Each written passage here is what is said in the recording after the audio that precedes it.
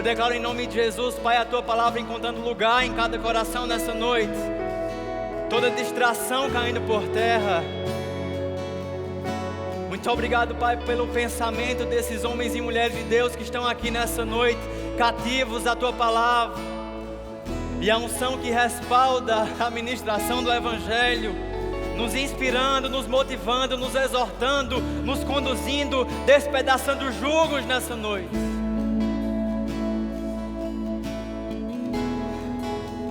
Você pode orar um pouco em outras línguas? Ei, aleluia. Oh, rabababá, xererei, barababá.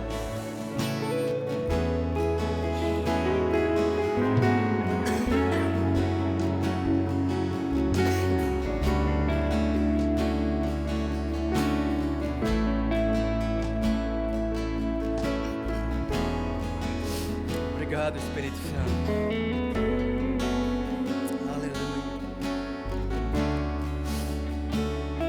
Oh, aleluia.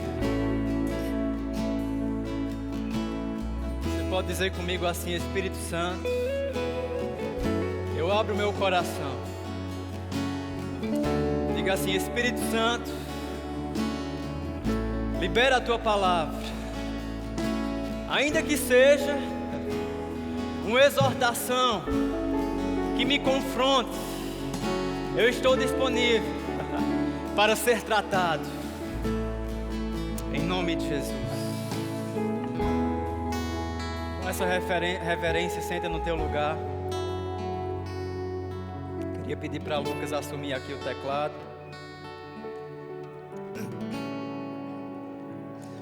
Glória a Deus, amém. Sabe, irmãos, eu sei que existe uma expectativa para uma programação que a gente vai ter após o culto, né? Comunhão, diversão, comidas regionais, que benção. Se puder deixar apagado. Mas, sabe, eu sei que existe um clamor no coração de Deus, e o momento mais importante dessa noite é esse momento agora. Você está comigo? Sabe, eu estive em um evento semana passada, final de semana passada, uma conferência lá em Recife. E foi uma bênção, né? O Israel Subirá estava lá, o pastor Carlos Júnior ministrou também. E aquelas palavras, elas ficaram queimando no meu coração. Mas, irmãos, no sábado pela manhã, nesse evento, o pastor Carlos Júnior, para quem não conhece, é o pastor um dos pastores lá de Recife, na Zona Norte. Ele ministrou, irmãos, sobre o temor do Senhor. Obrigado, Euler, pela arte, ficou bênção. Ele ministrou sobre o temor do Senhor. E sabe, aquilo começou a queimar dentro de mim enquanto ele ministrava. Não só porque eu entendia que eu precisava avivar essas verdades dentro do meu coração, mas porque eu entendia que a nossa geração precisa.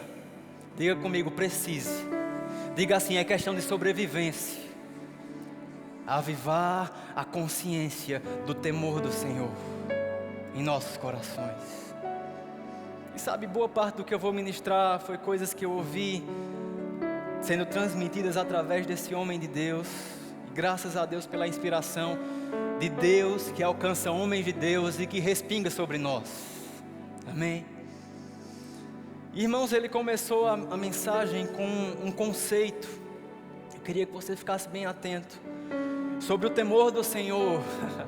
Que só enquanto ele lia esse conceito, irmãos, todo aquele povo que estava ali reunido, eram mais de 200 jovens, já ia avivando essa consciência do temor dentro de nós. E eu vou começar a ler para você. Temor do Senhor, um profundo e permanente respeito e reverência pela pessoa de Deus e por todas as coisas que Ele declara santo. É tremer profundamente com reverência diante do privilégio da sua presença e da sua maravilhosa palavra. Diga comigo, um profundo, e diga comigo, um permanente respeito e reverência por quem Ele é e por todas as coisas que Ele declara santo. Meu Deus do céu, um profundo Sabe, irmãos, algo profundo diz respeito a algo que não está raso, diz respeito a algo intenso, diz respeito a algo que não está na superfície. Oh, aleluia. Amai o Senhor teu Deus de todo o teu coração, de toda a tua alma, de todo o teu entendimento, de todas as tuas forças. Profundo. E não só profundo, mas também contínuo. Diga comigo, permanente. Porque escute isso, não adianta você ouvir uma palavra hoje sobre o temor do Senhor, chorar no final da mensagem e daqui a uma semana estar vivendo no mesmo comportamento, sendo leviano com a presença que você hospeda. Não adianta daqui a uma semana, um mês, um ano, 5 anos, 10 anos, 20 anos, não importa o prazo. Tem que ser profundo e permanente, contínuo. Um profundo e permanente respeito, reverência. Irmãos, reverência fala de honrar, fala de valorizar, fala de obedecer. Um profundo respeito e reverência por quem Ele é, não somente pelo que Ele pode fazer, mas por quem Ele é e por todas as coisas que Ele declara santo. A sua palavra, a igreja. Você está comigo? Diga comigo o temor do Senhor. Provérbios 9, no verso 10, a Bíblia diz: o temor do Senhor é o princípio da sabedoria. Não existe sabedoria, irmãos, não existe conhecimento, se não for fundamentado nesse princípio, temer a Deus. Aleluia. Isaías 33, no verso 4, olha o que a Bíblia diz: o Senhor é sublime, pois habita nas alturas. Encheu a Sião de direito e de justiça. Haverá, ó Sião, estabilidade nos teus tempos, abundância de salvação, sabedoria, conhecimento, e o temor do Senhor será o seu tesouro. Diga comigo, o temor do Senhor será o meu tesouro. Irmãos, a Bíblia diz: onde está o teu coração, aí está o teu tesouro. É assim que está escrito? Quem pode me dar um amém? Não é assim que está escrito. Às vezes quando eu ia citar esse versículo, eu citava dessa forma: onde está o meu coração, aí também estará o meu tesouro. Mas é o contrário: onde está o meu tesouro, aí estará também o meu coração. Qual a diferença, João? Se eu digo onde está o meu coração, aí estará o meu tesouro, eu estou colocando um elemento de análise que é o coração aqui nessa frase, que é duvidoso. Se eu digo onde está o meu coração, aí também estará o meu tesouro, irmãos, onde é que eu vou fazer essa avaliação? No coração. Só que o coração é algo subjetivo. Se eu perguntar para qualquer um aqui: ei, onde está o teu tesouro? Onde está o teu coração? A primeira coisa que você vai dizer: está em Deus. Minha prioridade é Deus, eu vivo para Deus. Dificilmente alguém seria sincero o suficiente para falar uma coisa diferente disso. Talvez analisando o coração eu posso me enganar, eu posso me iludir, mas o versículo diz: onde está o teu tesouro, aí estará também o teu coração. E o tesouro, irmãos, diferente do coração, é algo que eu consigo ver frutos, é algo que eu consigo ver externamente, é algo que eu consigo analisar. Aleluia. Porque onde está o teu tesouro, diga comigo, tesouro, aí também estará o seu coração. Onde está o meu tesouro? Onde estão as minhas prioridades? Onde está o meu investimento de tempo? Onde está a minha atenção? Onde estão os meus planos? Onde estão os meus pensamentos? Onde estão as minhas atitudes? Onde estão? Diga comigo de novo, tesouro. Onde está tudo isso? Aí estará também o seu coração. E eu te pergunto nessa noite: o temor do Senhor é o teu tesouro? O temor do Senhor é esse tesouro que é demonstrado através de reverência, de respeito, que não é só algo que acontece de dentro para fora, mas algo que inunda para as tuas atitudes, para os teus pensamentos, para as roupas que você veste, para os ambientes que você frequenta. O temor do Senhor tem que ser o nosso tesouro, meu irmão. Sabe, nós vamos conversar hoje sobre algumas coisas que você precisa de maturidade. mas eu creio que você é maduro. Amém? Obrigado, Jesus, porque onde está o teu tesouro, aí também está o teu coração. O temor do Senhor tem sido o seu tesouro. Hebreus 12, verso 28. Olha o que a Bíblia diz, meu Deus. Por isso, recebendo nós um reino inabalável, retenhamos a graça pela qual sirvamos a Deus de modo agradável. Diga comigo, agradável. Com reverência, diga comigo, reverência. E santo temor. Santo temor. Por quê? Porque o nosso Deus é fogo consumidor. Ei, Deus é amor. Deus é papai do céu, Deus é Abba, Deus é maravilhoso, as suas misericórdias se renovam a cada manhã, mas ao mesmo tempo, e não abrindo mão de ser amor, de ser Abba, de ser papai do céu, Ele é justiça, Ele é juízo, Ele é fogo consumidor, Ele é soberano e de Deus não se zomba. Diga comigo, Ele é fogo consumidor. Conhecer Deus, irmãos. Eu ouvi o pastor falando esse exemplo e me trouxe esse alerta. Conhecer a Deus sem nutrir em nosso coração essa profunda e permanente reverência, respeito, honra pelo que Ele é e pelas coisas que Ele declara santa. Conhecer a Deus sem esse santo temor em nosso coração é como conhecer um artista, é como conhecer um jogador de futebol famoso. Você sabe quem ele é, você sabe até o que ele fez e até para onde ele vai, mas você não tem intimidade, você não tem acesso. E ainda é possível de quando você se encontrar com ele nos ares, ele te diga: não te reconheço como servo.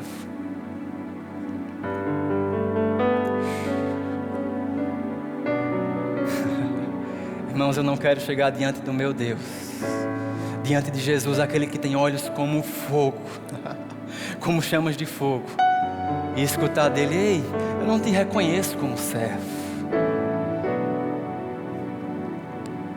Aleluia. Obrigado, Espírito Santo. Eu te pergunto, é possível amar a Deus, amar o Senhor e não ter temor do Senhor? Será que é possível amar genuinamente ao Senhor e não ter o temor do Senhor? Automaticamente a resposta que eu daria, sem pensar muito, é não. Se eu amo, eu também temo a Ele. Mas sabe, irmãos, eu fico refletindo, isso me causa um tremor gigantesco sobre a vida de Davi, um homem segundo o coração de Deus.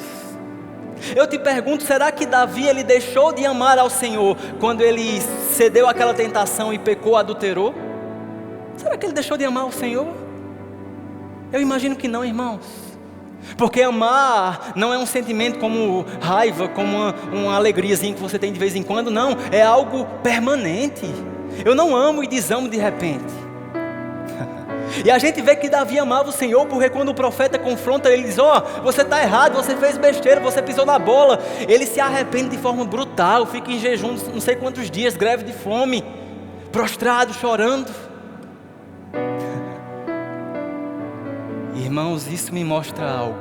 É possível amar ao Senhor de forma sincera e genuína, e mesmo assim permitir que pequenas raposinhas, pequenas influências tenham minado o temor do Senhor no teu coração.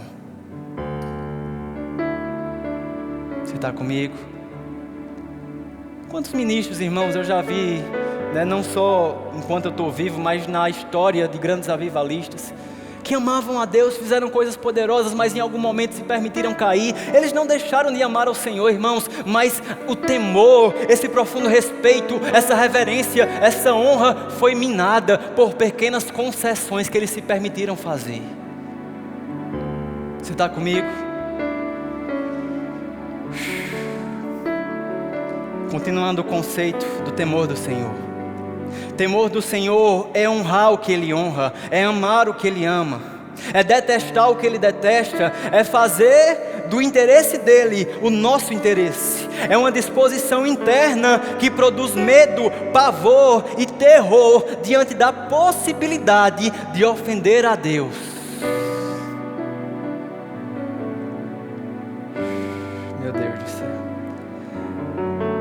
disposição interna que produz medo, pavor e terror diante da possibilidade de ofender a Deus. Ah, João, eu devo ter medo de Deus? Não, medo não, mas medo de ofender a essa presença. Quando José ele foi atraído por aquela mulher de Potifar, e ela, deita-te comigo, e chegou um dia que ela agarrou José, ele saiu das vestes de forma que a roupa dele ficou na mão dela, ele correu, e ele bravejou: como eu poderia fazer tamanha maldade contra o meu Senhor? É esse temor, irmão, é esse tremor de ofender a presença que nós carregamos. Porque, deixa eu te dizer algo, Ele não está mais em templos feitos por mãos humanas, Ele habita em nós. Para onde você vai, a presença vai com você. Meu Deus do céu. Às vezes eu recebo algumas perguntas. Eu acho que todo líder de adolescentes ou de jovens costuma receber esse tipo de pergunta. Ah, pode fazer isso? Pode vestir essa roupa? Pode adotar esse estilo? Pode fazer essa marca no corpo? Pode ir para tal ambiente? Pode, não pode? Pode, não pode? Irmãos, se eu for olhar ao pé da letra, 90% dessas coisas, biblicamente, não tem nada diretamente contra. É lícito, diga comigo, é lícito. Mas sabe, nós não estamos no evangelho de legalismo, de pode e não pode. Eu não estou aqui para dizer para você pode e não pode, meu irmão. Não estou aqui para isso. Aleluia. Mas geralmente quando alguém me pergunta: João, isso aqui pode? Ir para esse ambiente pode? Essa roupa pode? Eu volto a ele com outra pergunta: por que você quer fazer isso? E geralmente a resposta sempre deriva de algo do tipo: porque eu gosto, porque eu acho bacana, porque é legal, porque é do meu interesse, porque eu. Ei, você não entendeu o evangelho ainda? Não mais vivo eu, mas Cristo vive em mim. Não se trata do que eu quero, não se trata do meu interesse, não se trata do meu desejo.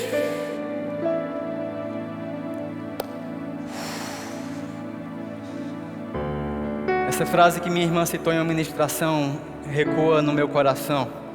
Quando nascemos de novo, aprendemos a largar aquilo que é ilícito, aquilo que é errado. Mas quando amadurecemos, aprendemos a abrir mão de algumas coisas que são lícitas, mas não convém. É provável que se você não é maduro, você saia daqui com raiva de mim. Mas eu estou aqui para falar o que você precisa ouvir, meu irmão. E ai de mim se não pregar o evangelho. Ai de mim se não falar as palavras que Ele inspira no meu coração. Ai de mim.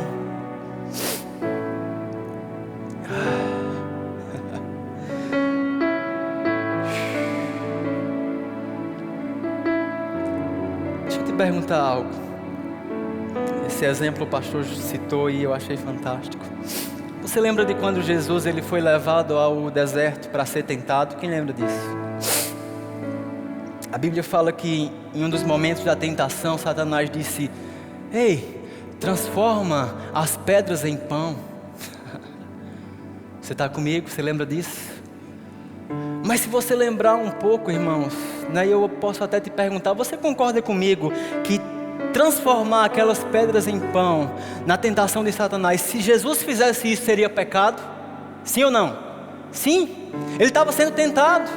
Mas se a gente voltar um pouquinho na história da trajetória de Jesus, um pouco antes do início do seu ministério, ele transformou água em vinho em um casamento. E a Bíblia relata a transformação de água em vinho como um milagre. Aí eu te pergunto: por que transformar as pedras em pão seria pecado, enquanto transformar água em vinho foi milagre? Qual é a diferença aqui? O milagre, tecnicamente falando, de transformação de um elemento a outro em outro, é a mesma coisa. Mas por que a água em vinho foi classificado como milagre e transformar pedras em pão seria pecado se ele fizesse? Por quê?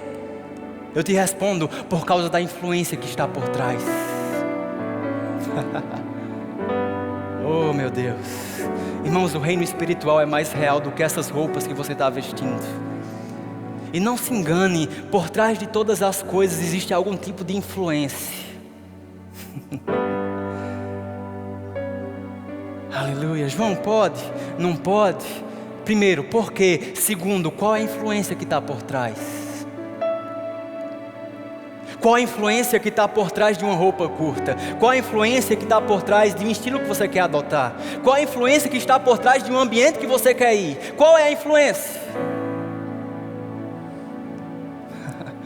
Ah, João, não, nenhuma, não tem influência. Ei, a Bíblia diz: no mundo tem muitas vozes, nenhuma delas sem sentido. Existe uma influência, irmãos. Aleluia. Obrigado, Jesus. Farias um dia citou essa frase que Maneco usou numa aula. Meu Deus. A influência que você tolera, você não tem autoridade sobre ela. A influência que você tolera, que você diz: não, tem nada não. Não, isso é normal, você não tem autoridade sobre ela. Lembrei de algo agora, um CD antigo que meu pai ganhou. E a gente às vezes escutava viajando e o cantor dizia uma música que falava assim: tem nada a ver, isso é normal, eita coisinha que faz crente se dar mal. Ah, João, tem nada a ver. Não, isso é normal, eita coisinha que vai fazer a gente se dar mal, meu irmão. Obrigado, Jesus.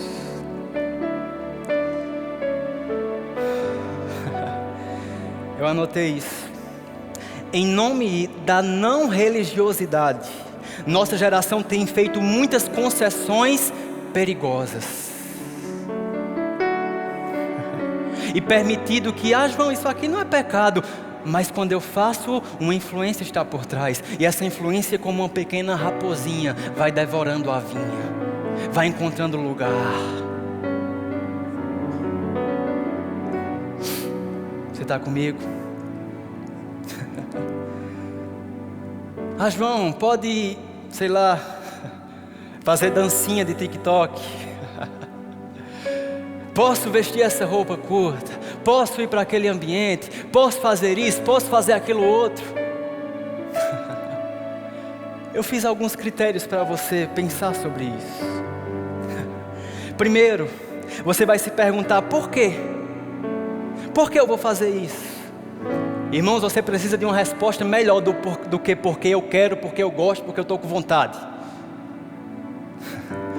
Eu sei que pode parecer pesado, irmãos, mas o próprio Jesus, ele disse em determinado momento: o preço é esse, calcule.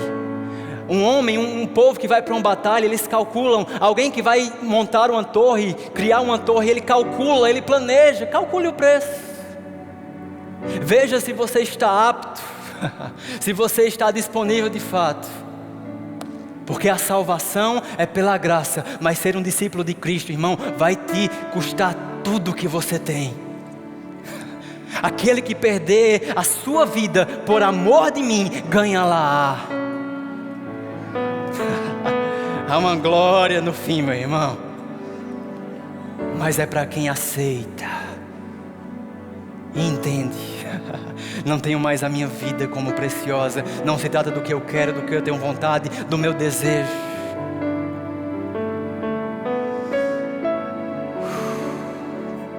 A Bíblia diz, e isso é para um momento oportuno, a Bíblia diz que Satanás pode se vestir de anjo de luz.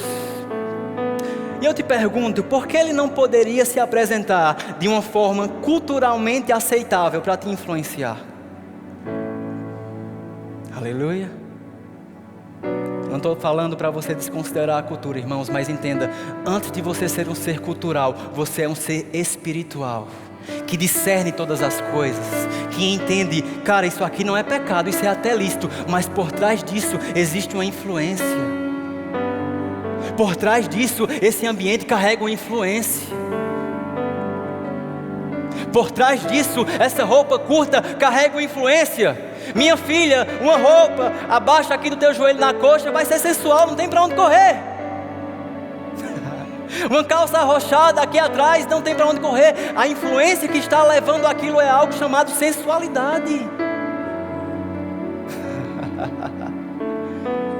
Você me ama ainda? Obrigado, Jesus. Eu fiz um esquema que vai te ajudar. Antes de postar, antes de pensar, antes de fazer, antes de frequentar, antes de vestir, se pergunte por quê? Se pergunte qual a influência que está por trás disso. Se pergunte, é possível que essa minha atitude escandalize alguém de alguma forma? Se pergunte, de alguma forma, isso fere a presença que eu carrego? Tudo me é lícito, mas nem tudo me convém. E para te ajudar, biblicamente, Filipenses 4, verso 8. Esse texto ele fala de pensamentos. E preste atenção nisso. Pensamento, irmão, é algo que acontece aqui dentro, ninguém vê. Só Deus consegue sondar o teu coração, o teu pensamento. Então, se essa carta a Filipenses ele traz esse nível de critérios para o pensamento, para algo que acontece por dentro que ninguém está vendo, quanto mais atitudes, quanto mais algo que está por fora. Você está comigo? Eu realmente creio que não teria problema algum nós extrapolarmos esse versículo não somente para pensamentos, mas para atitudes, para comportamento, para posicionamento. Olha o que Filipenses 4:8 diz. Finalmente, irmãos, tudo que é verdadeiro, tudo que é respeitável, tudo que é justo, tudo que é puro, tudo que é amável, tudo que é de boa fama, se há alguma virtude, se há algum louvor, seja isso que ocupe o teu pensamento, que ocupe as tuas atitudes, que ocupe o teu vestir, que ocupe o teu postar. Seja isso. Tudo que é verdadeiro, respeitável, justo, puro, amável, de boa fama, se há alguma virtude, se há algum louvor, seja isso.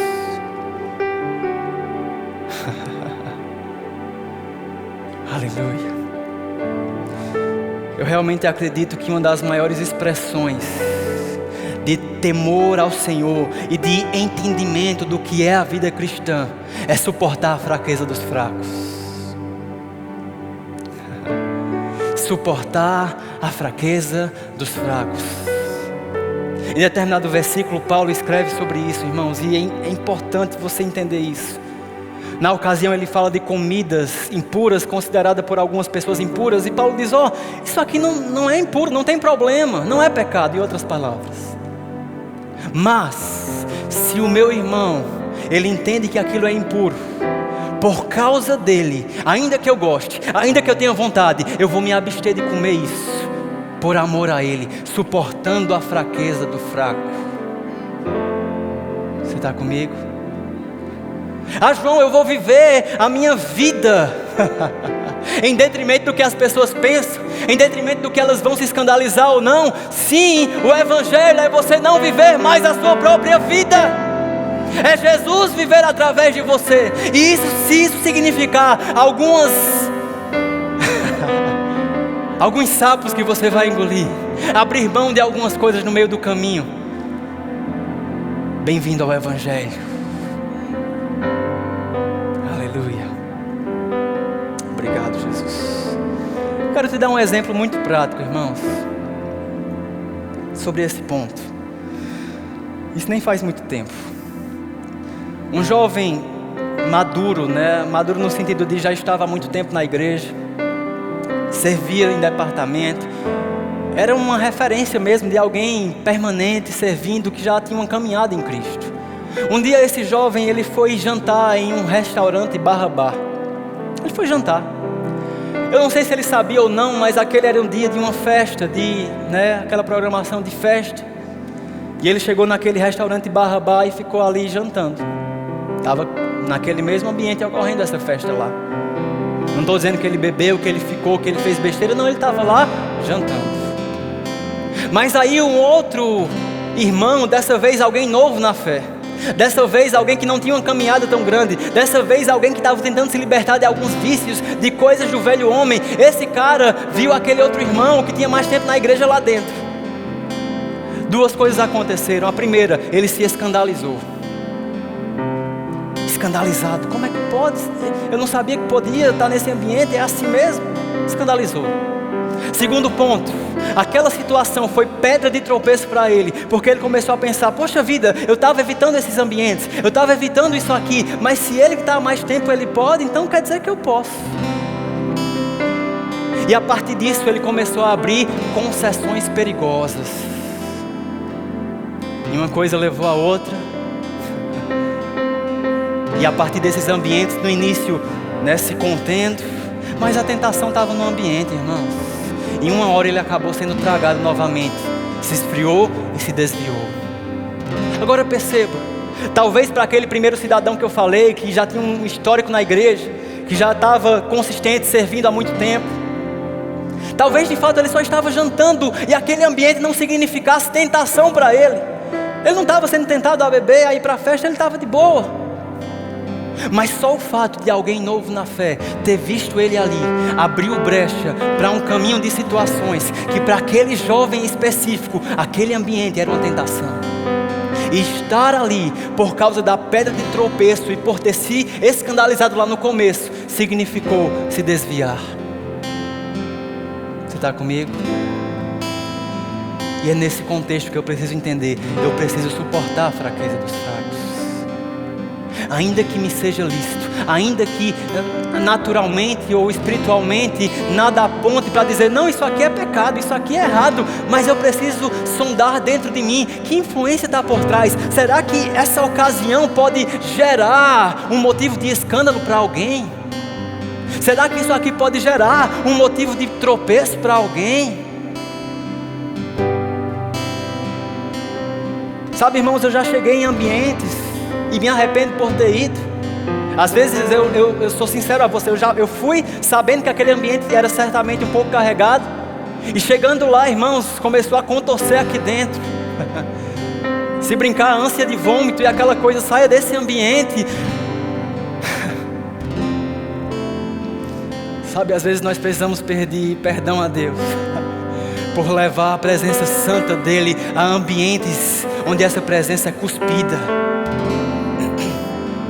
a ambientes que zombam dessa presença e glorificam as obras da carne. Sinto muito, irmãos, esse não é um ambiente para você estar. Melhor dizendo, esse não é um ambiente para você levar a presença de Deus. Ah, João, que palavras duras. São duras mesmo. Mas para onde eu irei, se só tu tens as palavras de vida eterna? Sabe, irmãos, na antiga aliança, a Bíblia fala da arca da presença de Deus. E a Bíblia mostra momentos que só de conduzir a arca de forma errada, só de hospedar aquela arca de forma errada, pragas culminaram naquele povo que estava hospedando ou conduzindo a arca de forma errada.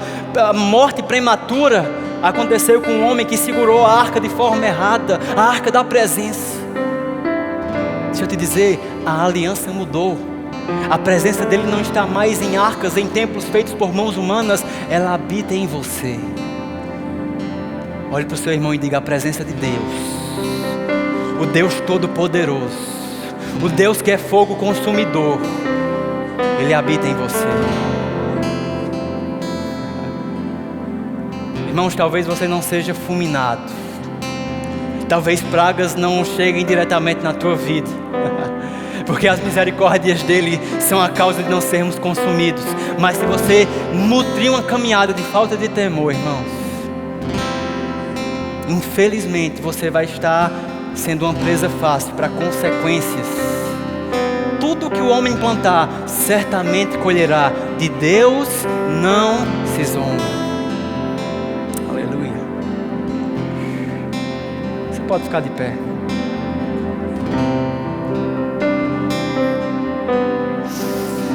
Obrigado, Jesus.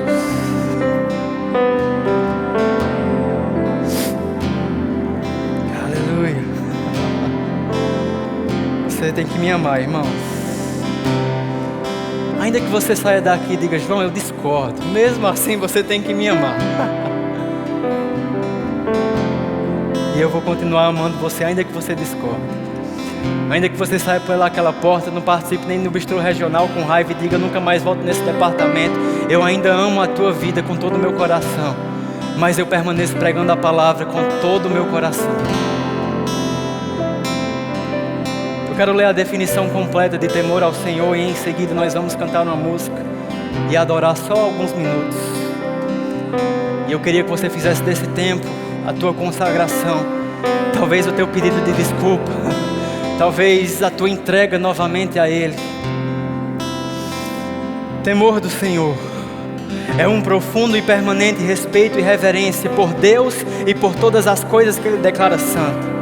É atribuir a Deus, ao Deus Altíssimo, o infinito e mais elevado lugar de honra em sua vida. É tremer profundamente com reverência diante do privilégio da sua presença e da maravilhosa palavra.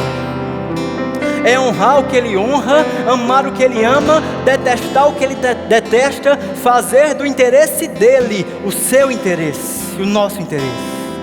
É uma disposição interna que produz medo, pavor, terror diante da possibilidade de ofender a Deus. E essa atitude torna possível ao indivíduo não pecar mais casualmente, ou completamente, ou persistentemente.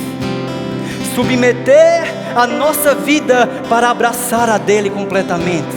É uma limpeza ou purificação que dura para sempre. É uma manifestação do Espírito Santo e é o deleite de Jesus. Fecha os teus olhos, ergue as tuas mãos em sinal de rendição a Ele. Oh, brabababa, xedere, candarabababa.